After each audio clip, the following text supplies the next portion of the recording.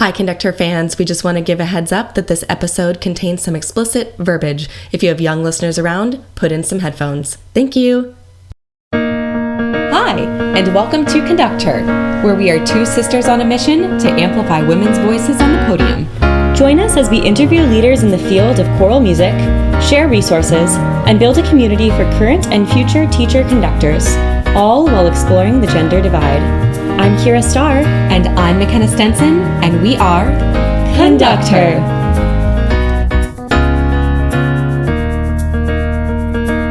Hello, Conductor listeners. Welcome back to another fantastic episode. We have an amazing guest with us today, and I'm going to turn it over to Kyra to welcome her. We are so excited to have Dr. Clelyn Chapin on the podcast with us today. Welcome, Clelyn. Thank you so much. I'm so excited to be here. As you know, listeners, we're going to read a little bit of the bio of this amazing guest so that you can get to know some of the fabulous work that she is doing. So, Dr. Clelyn Chapin serves as the Associate Director of Choirs at University of Northern Colorado, where she leads choral ensembles and teaches courses in choral music education. In addition to her work at UNC, Dr. Chapin conducts the Denver Women's Chorus, a 180-voice treble choir founded for members and allies of the LGBTQ+ community with a focus on social justice programming. Before beginning at UNC, she spent 14 years teaching and conducting secondary, collegiate, and community ensembles in Texas, Colorado, and Michigan, and received her doctorate from Michigan State University. Go Green, go White. Her choirs have been invited to perform at state conferences, and she frequently serves as an adjudicator and clinician for choral festivals. When she is not conducting, she enjoys hiking, reading with her cat, and beating her husband at pickleball. She completed her doctorate in choral conducting at Michigan State University, where she studied with Dr. David Farrell and Dr. Sandra Snow, and graduated with a master's in music education from University of Northern Colorado. Welcome, Dr. Chapin. Thank you so much for having me today. It's rare to get to have a conversation for like a dedicated amount of time with other women choral conductors. So I've actually been looking forward to this all week. Well, we have too, and we are so excited for us to get to know you more, and also for our listeners and to hear about some of the wonderful work you're doing, and to celebrate the wonderful work that other women are doing out there together. So, first, would you begin by just telling us a bit about your upbringing and how you came to choral music? Yeah, I think I really loved choirs from the time I was a super young kid. I actually grew up in the Churches of Christ, which is a denomination that practices all unaccompanied singing, and my dad was a music minister, and so every Sunday was like going to a choir performance, basically, because we had really strong singers in our congregation. The downside of that was I wanted to be like my dad. I really admired him, but there was no place for women to have any kind of leadership or even a visible speaking role in the congregation's services. So I think I internalized that as a kid and thought, well, like, what's the next closest thing I can do to music ministry to kind of be like my dad, but have that engagement in music. When I got started in choir in middle school, I had a really wonderful choir director named Mr. Wilson, and he went to go get his doctorate. And I was like, I don't know what a doctorate is, but I'm going to get one. And I was really interested in teaching music, not just participating in music from a really young age. I would organize my own little sectional rehearsals for all region choirs and go home and learn all of the different parts and teach them to the other students. And I really prided myself on my success rate at the Arkansas all region auditions. And I think from the time I was 12, it was pretty clear to me I wanted to be a choir director, and even had the clear picture of, in the long-term trajectory, would like to be a choir director at the collegiate level. So here we are. However many years later, I think 12-year-old me would be very proud, and I dropped the religious misogyny and got myself a career, but still feel like I'm honoring my roots in what I'm pursuing. What an incredible journey, Clelyn, to go from being a young child and experiencing all of this music in a liturgical setting and then saying, wow, like this is something very powerful and can communicate a message to people, and then deciding, and now I'm going to interpret that in my own way and go down my own path and make my own choices. So we're so glad that you're here and that you were able to pursue the dream that you came up with when you were 12 years old and get that doctorate. We were wondering if there was, outside of this church and outside of your mentor in middle school, you mentioned Mr. Wilson, if there was a specific event where you knew beyond these beautiful rehearsals that you led with your peers, I want to direct choirs at the collegiate level. Did this happen later on in your studies, or was this something that you were like, this man is doing it, and so I'm going to do it as well? I think I had this idea that if I was going to do something, I wanted to take it as far as I could. And I didn't necessarily know what that meant at 12 years old, but I understood, like, okay, if you keep going to school, this is as far as you can go in school. I really loved school, and was also drawn to the idea of teaching teachers how to teach. My middle school and high school teachers will tell you I had a lot of strong opinions about teaching as a young age. I would write little notes on my tests describing how I felt they could teach a topic better. So I was a lot at that age, but it was something I was looking at critically from a young age.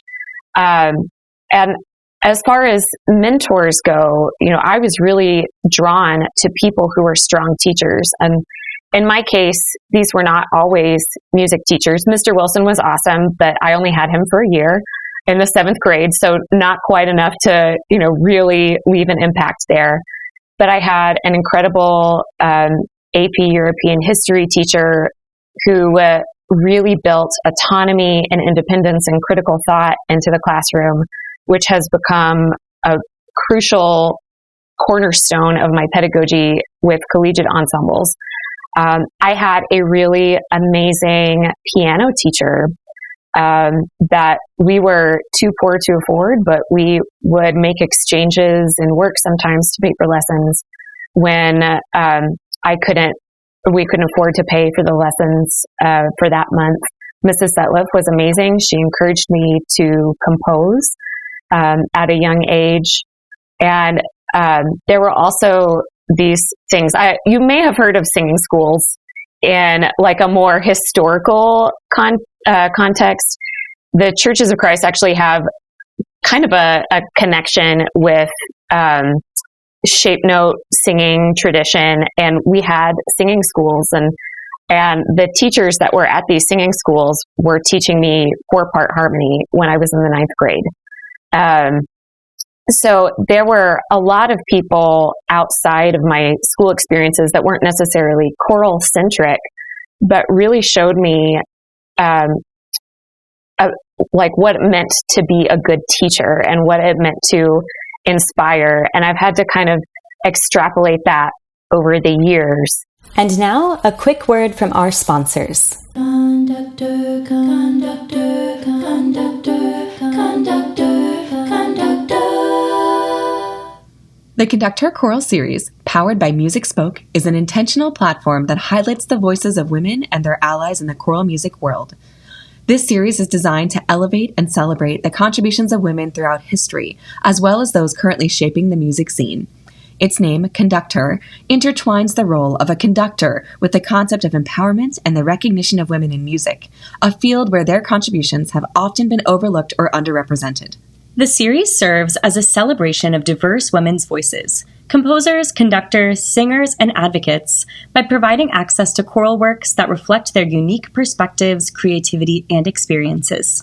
Through this collection, Music Spoke gives both emerging and established composers the opportunity to share their voices with the choral community, providing a sense of inclusivity, visibility, and accessibility to repertoire. Check out the Conduct Her Choral Series today for your next concert. And we're back.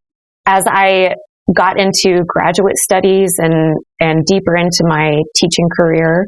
Actually, one of my colleagues that I work with now, Jill Burgett, was one of the first people that came into my Colorado high school classroom and encouraged me right from the get-go. She was the first woman choral conductor that I had really had any kind of relationship with. I had maybe seen them from afar. I knew they existed, but I had never had one as a mentor. So she was an impactful person, worked with me in my master's. And then Sandra Snow, I watched her do an all-state in Colorado. And I thought, that is what I want more of. And so then going to Michigan State, she was really impactful. And then also David Rail. Every director at Michigan State was amazing. So it really was later in my career that I had all of that support. There's one person I really do have to mention. I'm sorry to go backwards in the timeline here, but I also had kind of a backwards way through my career. I was a really unconfident conductor in my undergraduate, and I thought that meant that I wasn't good enough and that I couldn't hack it in the classroom. So what eventually happened was I dropped the education part of my degree and thought, what I should just go do is teach private lessons. So I'll build out a piano studio or a voice studio or something like that and get my satisfaction from teaching in that way. And that's what I did for a year. I built up a studio of like 50 students in a year and then got picked up to do a class piano job at a high school in Houston. And they had a really amazing choir. That year, they were scheduled to go to TMEA and had asked me to chaperone. And I remember watching their TMEA performance and thinking like, oh crap, like that was the thing that I really wanted for so long.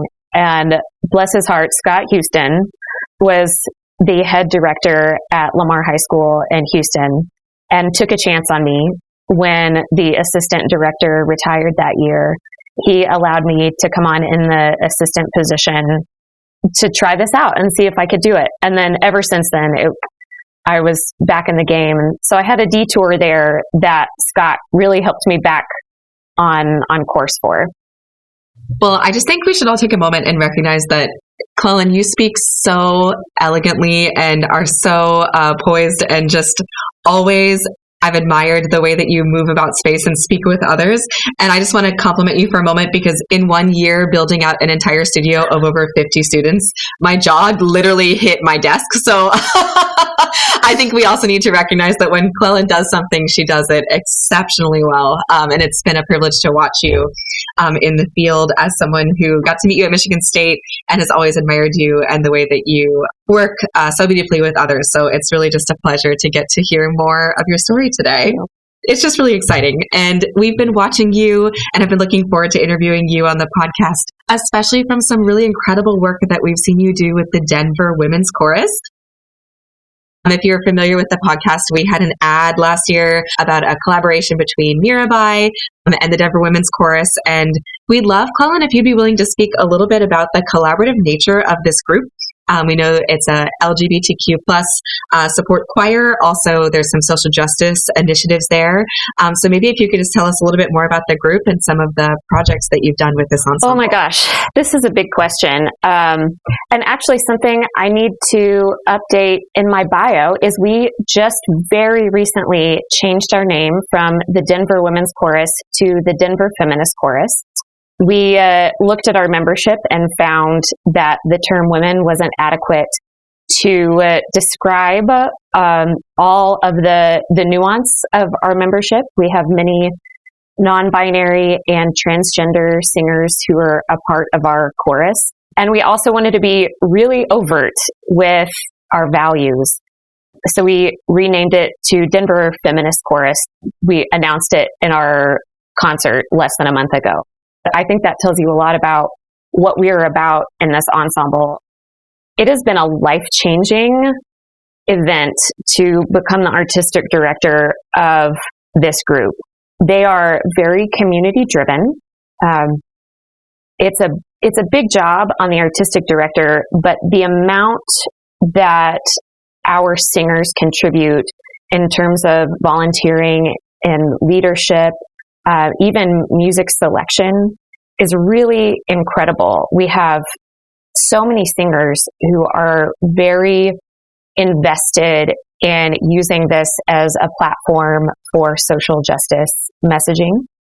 For instance, we did a concert in 2022 called My Body, My Voice that was centered around singing about bodily autonomy and reproductive justice for individuals in response to the overturning of Roe v. Wade. We brought that back again this past summer at the Gala Choral Festival. And for folks who don't necessarily know what Gala is about, and I say this because I had no idea what Gala was about before I was involved. It is the Gay and Lesbian Association of Choruses. And there are close to 200 choirs around the globe. They get together every 4 years for a conference. And this year we had over 6,000 attendees at this conference. And we were able to present My Body, My Voice as one of the main stage concert events recently. We have folks who arrange music specifically for our themed concerts. We never sing just to sing, which is a big ask because that means you have to constantly be picky about repertoire. You can't just pick whatever's prettiest. But we have a music advisory committee that meets regularly to select titles that are meaningful according to our concert. So, for instance, for My Body, My Voice, there was an Ani DeFranco song called Hello Birmingham about the assassination of an abortion doctor. And you're not going to find a choral arrangement of a 1990 political Ani DeFranco song. So we had to work together to make those for ourselves. And I have never been a part of a group that is so mission driven and very willing to learn about the musical side of things. They understand that the more powerful the music is, the more clearly their message is heard. And I take so much joy in being a part of a group where musical excellence is actually related and integral to clear messaging.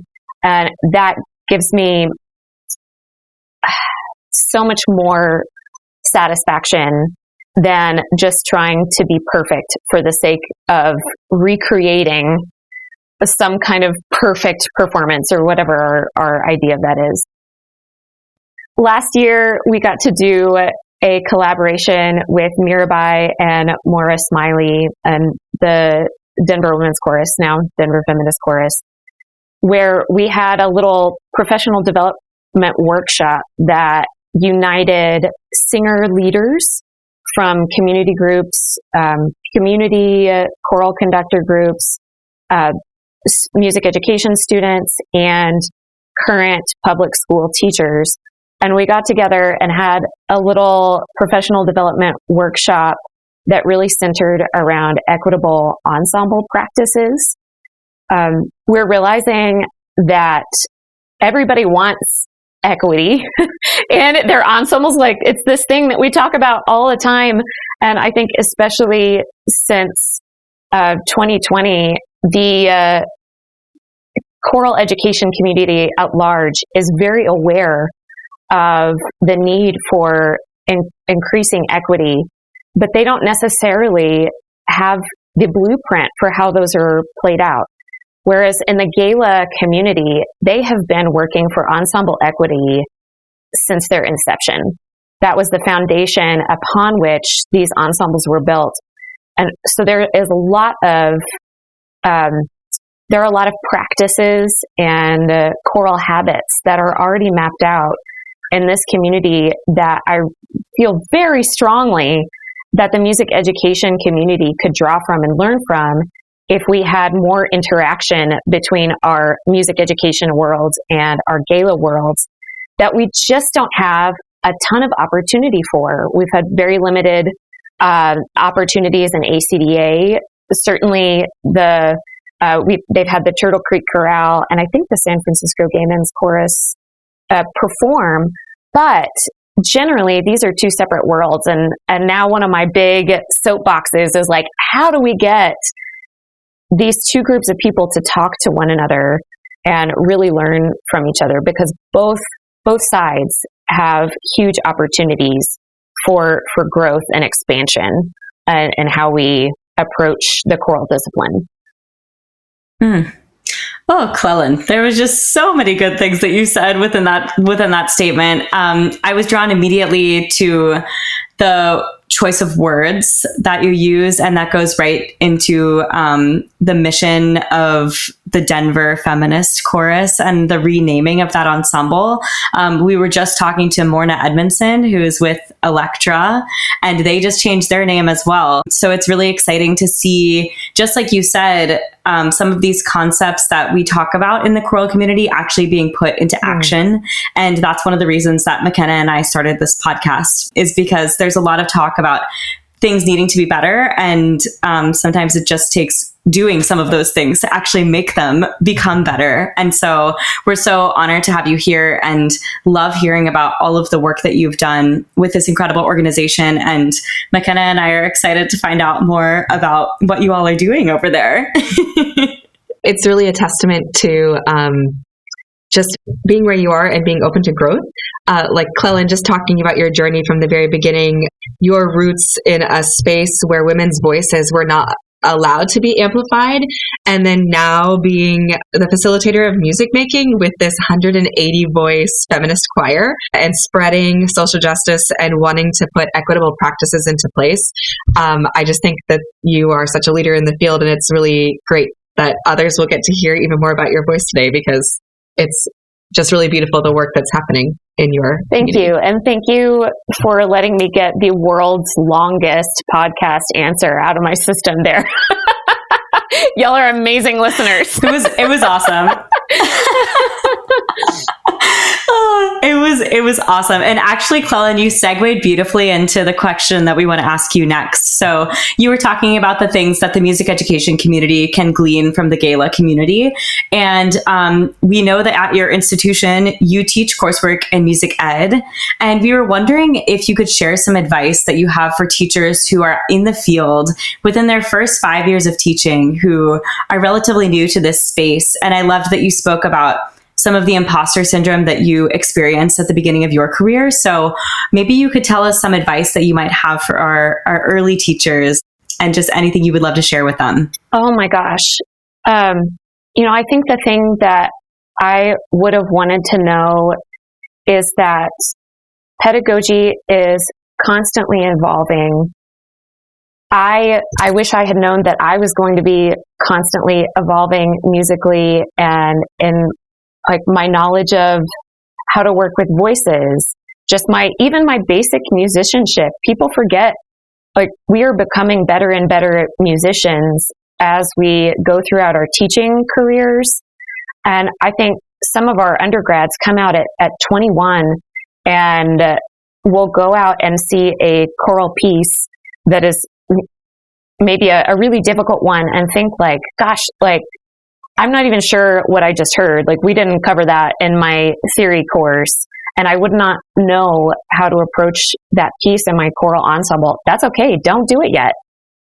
You can get so wrapped up in trying to look at these like mountaintop choral experiences with professional ensembles and think like, I'm starting so far away from that. And I experienced some sorrow when I was first working and thinking like, I will never be that good, because I didn't understand that my musicianship and the types of ensembles I was working with would change over time. And I hadn't been taught a growth mindset, really. I didn't understand that I could still be working and growing as a musician. I knew I was going to try, but no one told me that it was going to happen for me if I just kept practicing, kept doing the work with my ensembles, kept going to professional development experiences. kept working on my own composition practice. And there's a lot of things that I think I would have tried sooner, and been more successful at if I had known, like, hey, I don't have to accept where I am right now as a musician. If I don't want to, like, I can try and work on these skills and become a stronger teacher. Another thing that I have learned over the course of my career that, oh my gosh, I wish I could go back and implement now, is that we do not have a good template for collaborative teaching in the choral ensemble. And I don't care what anybody says, like, people are like, oh yes, we're much more collaborative now. We are incrementally more collaborative as ensemble leaders now than we were 10 or 20 years ago. But we have so far to go in terms of building up our students' independence and letting go of our role as the person on the podium that needs to have control. Because everything about what we've experienced and what we have been taught is centered around that maestro mentality. And it is maestros with like the best hearts ever. We have so many amazing maestros and maestras out there. But we have to build the plane as we're flying it. And now, a quick word from our sponsors. Conductor, conductor, conductor, conductor, conductor.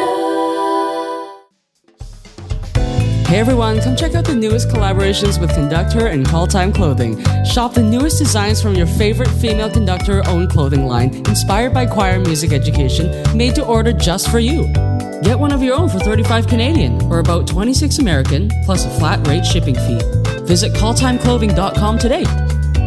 Do you live near other conductors and want to save on shipping? Order multiple tees in one order so that you only pay one shipping fee. Visit calltimeclothing.com today or follow us on Instagram.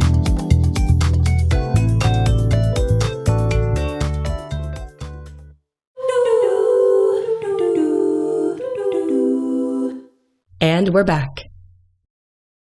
When it comes to collaborative rehearsal technique and think more creatively about that, because that is still not the bread and butter of what we are being taught in our choral methods courses throughout the United States, and certainly not what collegiate students are experiencing. And when I think about how many students go from high school, where there is typically a degree or two more of autonomy, our public school teachers are being really smart of like, hey, we need student buy-in. We should let students have say in repertoire selection, or maybe they design a t-shirt, or maybe they're helping come up with ideas for the show. But then when it comes to the collegiate realm, which is their most immediate experience before teaching, there's very little comparative opportunity. And that's as they're getting closer to where they need to be able to make musical decisions. And so that's what some of my research has been focused on recently, is how to create appropriate scaffolding and build a model for what a truly collaborative ensemble looks like at the collegiate and secondary level. So people don't feel like they're like swimming in this gray nebula of like trying to figure out how to make collaborative rehearsals work. I would just say, we're working on building better templates, but in the meantime, you got to try it and you have to keep trying it. And just because it doesn't work the first time doesn't mean that you haven't stumbled upon like a kernel of truth that you need to keep exploring and building out. It just takes time. I think those are the two things that have been on my mind recently as I'm seeing some of our music ed students graduate this semester and go out into their teaching placements. There's a lot of hope and excitement, but it does take time and patience. But man, is it worth it. Oh, there's so many nuggets of wisdom that you just stated in there, Clelyn. And I think at the root of both of those primary answers was curiosity and allowing yourself the space to make mistakes, grow and change, and remind ourselves that it's okay to make a mistake. It's okay to mess up, and to allow ourselves to, every time we step in front of a new ensemble, to think this experience is not going to be the same as what it was yesterday, as what it was at my regular school placement, and know that we have the freedom to try things and to give ourselves the grace to say, I am not the all-knowing Oz. I mean, to bring Wicked into the conversation, like that is not my responsibility here. And my responsibility is to be a facilitator of great music making. And what does that look like? So constantly asking these questions. And you address something that I think so many young music educators are struggling with, in that it's that concept of failure and what is failure. And to try leads oftentimes to a different result than you might have anticipated, but redefining what it means to fail and knowing that that doesn't mean that something has gone wrong. It just means that, like you said, it's your first time. And so clinging to those kernels, you had such a great quote there, just because it doesn't work the first time doesn't mean you haven't stumbled on a kernel of truth. And I think there's so much to that. And that's why when you come back to your second, third, fourth, fifth, sixth year of teaching, all of a sudden you have so much more context and you can inform so much more meaning because you've done it before and you've tried again. So I think that our future music educators can learn so much from what you just shared. And I'm excited to play that for my methods class next fall to reiterate some points there. That was a really awesome, Clelyn. I know it's hard for those beginning teachers, because as an older person, I have now failed many, many, many times, and here I am still standing, and I have a doctorate, and I can have faith in myself of like, okay, if I mess up or if I don't have the best rehearsal today, actually, this is what is going to propel me forward. I've actually learned to kind of enjoy mistakes because I understand like, oh, yes, this is awesome. That means like I'm about to grow. And that is, if a student can learn that skill going into teaching at a young age of saying like, heck yeah, like I made a mistake and now I can figure out how to fix it. This is amazing. Then your whole teaching life is going to be so much more joyful than if you wait until you're 39 to learn that. Absolutely. I think that is the impetus for growth. And hopefully, if you're listening and you're in your first 5 years, hang in there. It continues to get better. And that mindset that Clelyn just described, if you can keep that with you as you go, will only carry you so far in the career. So thank you, Clelyn. You're also reading our mind in terms of transitions to new questions. I was really excited to see this fall that you presented a poster session at the NAFME National Conference in Atlanta. And it's been really exciting to watch you not only in your capacity as practitioner, but also to see this pedagogue side. And we were wondering if you could share a little bit about the role of research in your life, maybe how that passion came about and what you hope to continue with your research. So this is an area that I have to be vulnerable and confess, like it is not a strength for me, and it is something that I'm really looking forward to improving upon because I love writing and I love thinking. And I had really avoided the research sphere since my dissertation document at Michigan State because of that imposter syndrome, and thinking like, oh, you know, I have the DMA, I don't have the PhD experience like these other folks. So really, like, what would I have to offer? The issue of creating collaborative ensemble environments, particularly at the collegiate level, was an important enough issue to me that I thought like, hey, this is something that I have to do. It is really important that somebody does this, and I think I have the interest and the root knowledge to build out from here. And so I had to reach out to a colleague, my friend Chrissy Weimer, who is another music ed professor at UNC and has really published a lot, is a strong qualitative researcher. And I reached out to her and I said, like, hey, I'm really scared. I cannot remember even how to log into that IRB thing. I am totally lost. Like, would you be willing to partner with me on this? And this is a great example of the power of women collaboration at the higher ed level, because she was like, absolutely, yes. Like, let's get you started on this. And I am seeing this theme over and over again in my life, where it's like the people who do things are just the people that do them. And then they gain the knowledge and the experience. And that's kind of the realization I'm having about research right now. So we created, I wouldn't call it classical action research, but it is definitely based on what I have been working on and trying to build within particularly our treble ensemble at UNC. And now, a quick word from our sponsors. Conductor, conductor, conductor, conductor, conductor. Hi, I'm Jocelyn Hagan, composer and founder of Compose Like a Girl, a choral series dedicated to empowering composers who identify as women through mentorship, publication, and promotion. With over 30 pieces in the series, with many different voicings, we're showcasing fresh, compelling music like Womankind by Emily Drum, The Infinity of Space by Ritika Bhattacharjee, and When I Become an Old Woman by Sherry Blevins.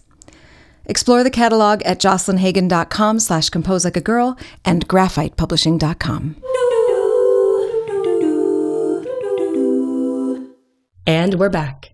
So we had a semester-long kind of process where my whole goal was to scaffold in not only the musical skills that are required to be a strong collaborator at the collegiate level, but also what I saw as kind of the missing link is that we are not scaffolding in the social skills and the leadership skills that are required. Those have to be taught in the exact same way that you have to teach your students vocal technique skills or listening skills, the rhythm and note knowledge, like whatever. Like, these are things that they can learn as they go through. We started small we had like kind of a common vocabulary that we built about very simple things that we could always listen for and address. Tone color was one, like we have like a classic like 1 to 5 kind of system of bright to dark.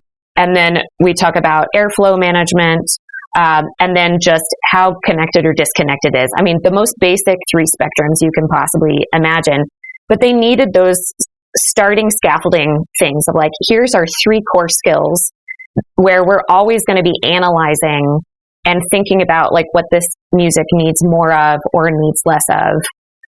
Both from an expressive standpoint and from an accuracy standpoint. And then we also, in tandem, started building very small skills of like, what does it mean to be a good collaborator? One of our big things is modeling. You need to be able to model within your section circle what it is that you want to hear, because that is by far the fastest. And that it's really scary to do in front of your peers, but that little act of being bold and modeling and like saying, here is my idea, was a skill that we built in. The skill of leaving space for others was something that we brought in. And so I could go on and on about all of the details of the different components, but I think we would do really well to consider that there are really 2 major sectors of skills that have to be in place before we can have great choirs and also be collaborative. Sometimes people shy away from the collaborative nature of like more collective ensembles because we have this idea that efficiency is the goal. And we have one path that we know of to efficiency, and that is director control. But actually, we can become even more efficient, because when you have brains firing on all cylinders instead of 2 when they're in that collaborative environment, it can become incredibly efficient if you've taught them a common vocabulary, and taught them just a few basic leadership, pedagogical, social skills that they can rely on. And then what I've noticed is that these are starting to show up in their conducting classes when they get into rehearsal rounds and are practicing. Like, all of a sudden, when they are in a director-centric kind of position in those classes, they are more efficient in that context as well, because they have learned to analyze and express very, very quickly what it is that they want. And then, of course, we took information about the student perceptions of this experience, where they had a lot more buy-in, and almost every single comment was positive in terms of how it affected their bond with the rest of the group, in terms of how it affected their sense of self-advocacy, how it affected their excitement for what they were going to teach later on. We got some concerns of like, well, what will people say when they see me as a young teacher trying out these sorts of things? And when it is kind of a departure from the norm of what we see in a lot of high-level ensembles, like, what if my principal doesn't like it? Or what if my colleagues think that I'm crazy? Those are the only worried comments that we got about this process. When by the end of the semester, they were truly breaking out. It was like, here's a piece. You're going to learn it entirely on your own. I will stop and start you accordingly. But every decision in terms of the musicianship and what you need to practice next will be determined by the singers. This is something that is very possible with some strategy. Oh, Clelyn, I loved so much of what you were just saying right now. McKenna and I both direct the treble ensembles at our respective schools, and I have been really struck this semester with their growth, not their musical growth, which of course I'm excited about, but most importantly, their human growth and their development into a more confident group of young people. And I think that it has solidified everything that you were just saying. I think especially in the post-COVID world, we need to teach these skills to these students. When I first started the semester, these students would walk in and they would not talk to each other. They would just sit down. Everything that I said, they wrote down, they took diligent notes. It was the most obedient group of people that I've ever been around, and the most introverted. And it took a lot of reflection upon myself as someone who is naturally more extroverted to say, how do I get these people to connect with each other in a way that is comfortable, that is supportive, that doesn't push too much on them, but instead asks them, what do you want this to be? Because it can be more than just coming and singing. It can be a group of people that you can lean on and that you can be yourself around. And so I wrote down a lot of what you just said for next semester, and I'm excited to try some of the things and to keep encouraging them. I think a lot of us forget sometimes. We get so caught up in, we have 7 rehearsals till the concert. And what do we have to do musically to get there? Because we're going to get on that stage no matter what. And sometimes it's easy to leave behind the human element, even though that's why we all do this. So what a great reminder for all of us. I think too, this conversation about research, and you struck a note that I think is really important to talk about, which is the difference between a DMA and a PhD, and how important the intersection between those two are. Because we want to be practitioner and we want to be pedagogue, and it's so important. As someone that also came from a DMA background and is now working to transfer those skills into a research-oriented position, just trying to find things and say, this is effective in a rehearsal setting, or this is effective in a methods class setting, or this is effective here. Why?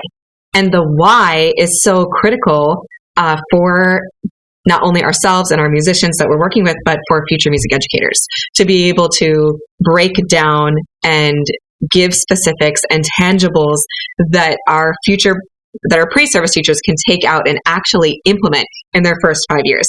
If we can equip them with things that they can actually take and use and put into practice, then maybe some of those concerns of, oh, well, this is not what I see at the professional level, or this is not what I'm seeing well, maybe in 10 years it will be what we're seeing, and imagine what the next round of research might reveal. So it's really invigorating to hear you talk about those results. So thank you for the work you're doing. I know both of y'all have a very collaborative approach to your rehearsals, and it's exciting to see that happening more and more at the collegiate level. And I'm like, it cannot happen soon enough. Oh, we totally agree. And I think about this extending even beyond our students and extending this curiosity to our colleagues. I have such a wonderful voice teacher at my current school, and he's a countertenor, and I've brought him in to work with my students several times. And the knowledge and the pedagogy and the way he speaks to my students, I then adapt into my own warm-ups, because I'm like, this is this person's main body of research, and they do this all the time. So how can we put this into a group setting and help our students see the connections between, these are my private studies with voice, this is my theory class, this is my skills class. How can we bring them all together and ask for help and not be the main person who does all of those things, but instead, again, facilitates this collaboration? Once again, you've led us to our next question beautifully, though we did take a tangent to tell you how amazing you are. And at one point you were talking about the importance of your role with these young people and being a mentor for them and sharing and equipping them for their future. So could you share some of your personal experiences with mentorship and reflect on how we can continue to be better mentors in the field of choral music? Oh, that's a good question. I think one of the things that I'm really cautious about in mentorship is creating too much of a power dynamic between whoever might consider themselves in the mentee position, who is actually now my colleague.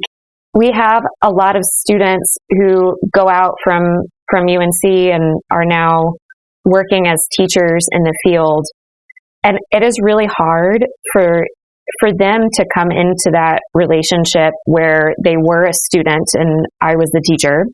And now I consider us equals, and understand that they have a lot to offer and that it is a two-way flow of information rather than a one-way kind of flow of information, which is really helpful when you consider that there's a lot of burden of being a mentor if you're considering it as you being the provider of structure and the provider and of knowledge and support.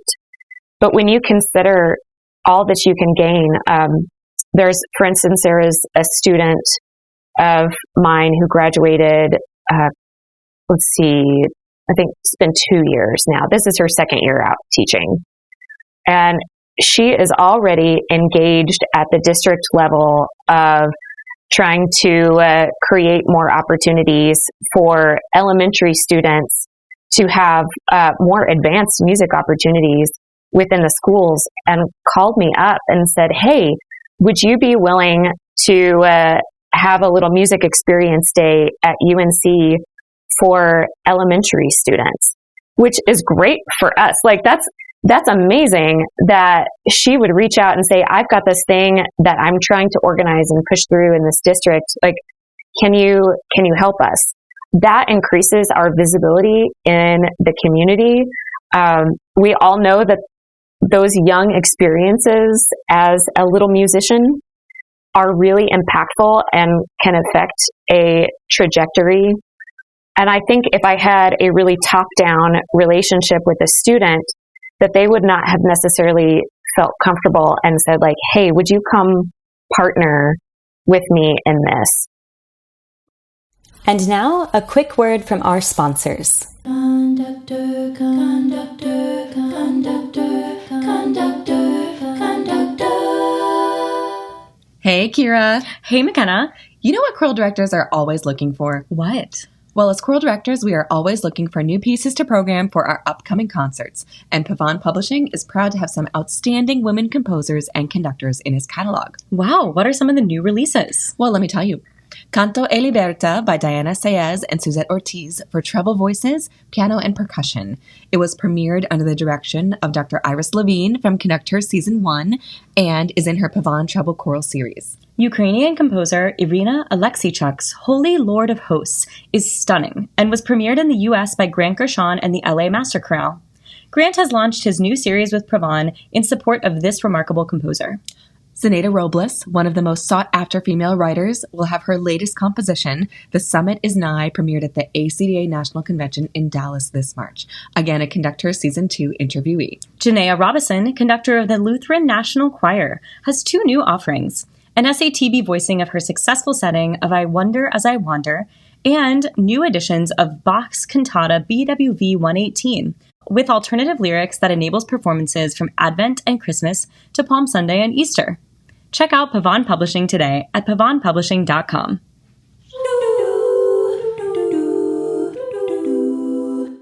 And we're back. I really like just hanging out with my former students over coffee and saying like, hey, how's it going? What are you working on? How are you doing?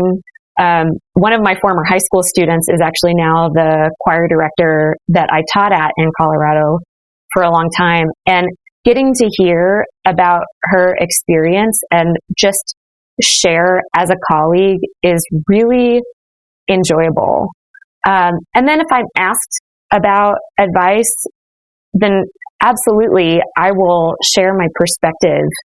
But it's very energizing to have those mentorship relationships when I feel like I'm getting to benefit from all of their varied experiences as well as them getting support from me. I love that so much, Clelyn. I really look forward to going out into the field and graduating so that I can become the professor that you were describing. And right now, we ended our semester and we got the notes, like some students write notes too. And it's so empowering to have them say, you are the reason that I'm excited to go into the field, and to know that we have that sort of we have that influence on people, and it's okay that they know that we are human beings and that we are not on some sort of pedestal, but in fact, we're right where they were just a few years ago, and remind ourselves that taking the time to reach out and say, how are things going, can really make a difference for someone, and reminding ourselves that those coffee meetups, like you said, are not only energizing for our former students, but for us as well, and helps us to fill our cup in that way of saying, this is a relationship that I value and I'm going to continue to water through the rest of my life, and see how we can help each other as colleagues. And that active listening on our end too is so important. Just being able to sit down and ask questions. It helps everyone think more critically and be aware of what's happening in their space.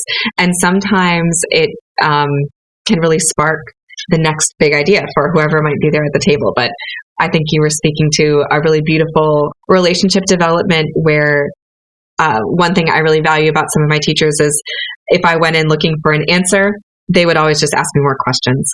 And that often led me down a path that was more beneficial, because it wasn't someone telling me this step, this step, this step. It was instead just a partnership where we were able to work through things together. And I had to really think critically about what was really best for my students, or whatever the issue at hand might have been. So I love that. You said two-way flow of information, and I think that is such a powerful visual. We are wondering if you had one piece of advice to give to other women pursuing a career in choral music, what would it be?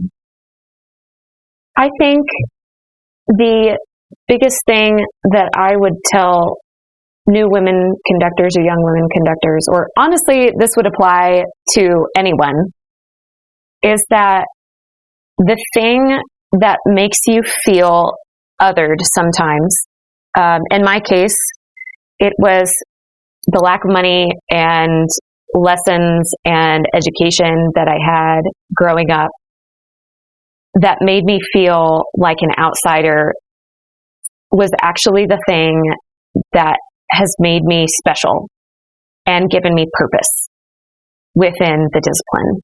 There are ways that I can connect with students that other people cannot. And it was, oh my gosh, I'm like getting emotional here. Sorry. You know, it was something that I was really ashamed of all the way, even through my doctorate, of just feeling like I don't understand this world. So many other of the people that were in the program with me had experience at universities that had graduate programs. And they had watched their colleagues go through these programs. And I had no clue. And I think as someone who felt like an outsider, I mean, of certainly I am afforded many privileges as a white woman, but still felt as if I was an outsider to the academic choral community. And I think that has made me less afraid at this point to be a little weird. It has made me less afraid to question the norms, because there were so many things that I felt like I had to figure out without help and figure out without a strong model. And while that definitely had its disadvantages, there were some, like, my conducting was not good. I'll just be honest with you. Like, I don't think my conducting was good until I got my doctorate, and I'm still working on it to be a clearer, like, more expressive conductor. But now I feel like it's become such an advantage since I've embraced it and told my students, like, hey, this is where I came from, and this is what I experienced. I was so bad at conducting that I dropped my music ed degree. I thought I wasn't meant for this. So where you're sitting right now, feeling frustrated, feeling sad because you can't get your left hand to do the cutoff while the right hand does the pattern, like it's not even a problem. You can be in that position at the age of 20 and you can go get your doctorate. I'm so grateful that I've had my life experiences that I get to share with the students who really need that. And I'm grateful that my other colleagues have very different experiences that they get to share. And the thing that you feel so insecure about, that is the thing that's going to help you connect with another human in a special, beautiful, empathetic way, and will empower you, not disadvantage you as an educator. So embrace those. Well, I think that is like I could put that whole thing on a t-shirt, and that could be like the message of the podcast. That was really, really beautiful, Clelyn. And just, it's always important too, this perspective of not assuming. Let's continue to practice, not making assumptions. Part of the reason I went back to school to get my doctorate is because I saw you, and I saw Jen Senjin, and I saw Alyssa Cossey at Michigan State doing their doctorates. And that was the first time I had gone to a program and seen women earlier in their career, let's say, not, we saw our mom go back to school in her 50s and get her doctorate. That's super cool. It was super cool. But seeing women who were able to still have 25, 30 years of teaching at the university level go back to school to do this, you never know the impact that you are having. And just so you know, by making some of these brave choices, just know that you have impacted others already, just by being you. And I never would have known all of those experiences of self-doubt that you were having because you didn't carry yourself that way in the space. It's really, I think, powerful to hear what you just shared. And I'm going to go back and replay it like 6 or 7 more times because there's stuff to glean, so much more to glean from that answer. I also think it's a great reminder, Clelyn, that the barriers that you spoke about in terms of academia are still very real and exist. And we have a responsibility as people in this field to continue to make it more and more welcoming and accessible to our future students, regardless of their background, where they come from, and know that everyone can have a place in the choral community. And I think this was a great reminder for all of us to just meet our students where they are and be excited that they are there. And we appreciate you sharing. all of that. Thank you. And likewise, I just want to comment how special it is that y'all dedicate so much time and energy to lifting other people up. If I could categorize the two of you of like, okay, this is what they're about, that's what I would say is y'all really seek out people and say like, how can I make this person shine? And that's a real blessing and a very public discipline that is difficult. You're working to make this a more beautiful, accepting, celebratory place. And I just want to thank you for the work that you do. Y'all are awesome. You are awesome. Thank you, Clelyn. I'm like, now we're all crying. So it's fine. It's fine. Well, that was just the most beautiful, I think, ending to the main portion of our interview, Clelyn. I'm not sure that we could end it any better than all of the words that you just spoke to us. So we'd like to dive into our Fast Five, if that's okay with you. So we have just 5 quick questions. Some of them may be quicker than others. Just tell us the first thing that comes to your mind. There's no wrong answers here. And the first of which is, what is a favorite current choral octavo or composer recommendation that you have to share? I think one of my favorite pieces recently was Katerina Guimon's Apple Tree. It is such a bop, and literally doing that in the spring. Yes. So excited. I can't wait. I can't tell you how many times I've gone and looked at the lyrics and tried to break them down fully. I don't think I have quite cracked that nut. I have glimpses, and yet there's something like so visceral about the piece that you understand the meaning of it, even through like these very kind of atmospheric, funky word choices, and it's just arranged so well. So props to her. My treble ensemble absolutely adored that, and we did it as an SATB combined piece with the Denver Gay Men's Chorus in the spring with DFC, and that one, they're both equally good. So regardless of what type of ensemble you have, like, you should definitely program it. It's incredible. Amazing. And if you haven't listened to our episode with Kyra Gimmon, you should go back and check it out because there's some really great stuff from her in there. So we'll always shout out Kat. Her music is all just so incredible. So we are excited. Apple Tree, go team, program it. Number 2, Clelyn, what is one misconception about you? I wear high heels all the time. So people think I'm taller. And yes, I tell people I am tall presenting. I identify as tall, but I am actually somewhat short, though I would never actually admit that. I'll just say this was an AI deepfake that you made of me saying my actual height of 5'4". But also because of the high heels, people think I am a little bit proper. I'm the furthest from that. I'll have to, on another podcast, sing you my song, We Don't Say, in rehearsal, that I had to write for myself. So I've got a tune. We can close out with it if you want as a gift. No. That sounds great. I need to know that song. Yeah. I need to know that. Yeah. Also, like, an explicit warning on the podcast always brings everyone joy. So it's time. Oh, all right. Number 3, Clelyn. What is one word to describe you as a conductor? Open.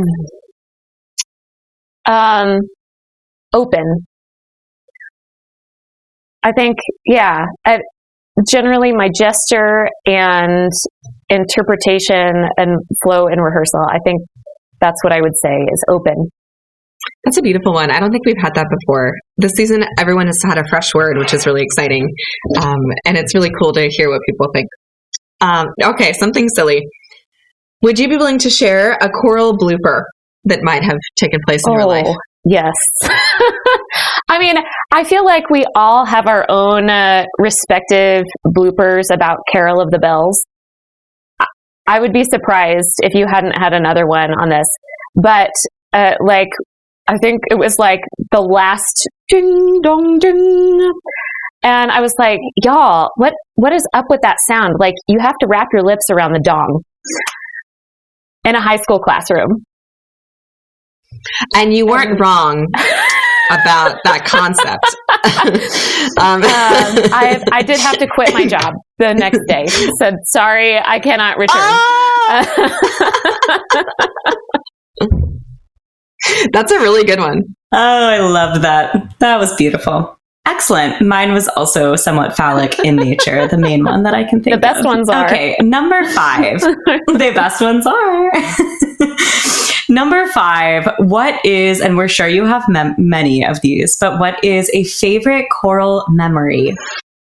I have a lot of impactful concerts that I can remember, especially singing with Mirabai has been really special. But I have to say that the most impactful choral experience I've had was rehearsing Considering Matthew Shepard. We were working on that piece right before things shut down with COVID, and I just remember no one could get through that piece without crying at some point in rehearsal. And David Rail, who was conducting it, was doing such a beautiful job of leaving space for expression and leaving space for emotion. And anybody who knows him knows, like, he's usually pretty, to the point, like, let's do the music in rehearsal. And yet, in his wisdom, he understood that the approach to those rehearsals required something different. And I think maybe I have like a little bit of unfinished business with that piece since we never got to perform it. I graduated during COVID times, and then they got to perform it later, but not while I was there. And so there's just that little unfinished bit of love of like what could have been with that performance. And I will never forget those rehearsals. They were really special. Ah, beautiful. We love Considering Matthew Shepard. It is such an incredible piece of music. Clelyn, we can't thank you enough for your time. It's been so lovely to talk with you and get to know you better. We just really appreciate you being here. Thank you so much. It's an honor to be asked. By all means, edit out my long-ass answers as needed. Before we sign off, do you want to sing this song, or is this a not on the air? No, I can do it because I bleep myself out. So this was great. Ready? Yes, you can imagine why I needed to write this song for myself. I'll just let you go ahead and figure that out. So it goes like this. We don't say in rehearsal, 'cause that could hurt someone. We don't say in rehearsal, 'cause that's no f***ing fun. And if you need a word that starts with F-U, funny or fuzzy or furtive will do. Say inside, don't say out loud, and you'll be f***ing proud. Yay! Yeah! Oh, I loved that. You're welcome. I loved that. That's amazing. Well, with that, Conductor fans, we're going to sign off officially, but you can check us out at our website, conductor.com. You can also look at our social media or listen on Apple Podcasts or Spotify. We hope that you have enjoyed this as much as we have. It's been just a delight to have Clelyn on with us. And till the next time. Thank you for listening. This has been Conductor. This episode was engineered and mixed by Mary Hannah Klontz with intro and outro music by Chloe Garut and ad music by Kate Crellin. Discover more resources at conductor.com.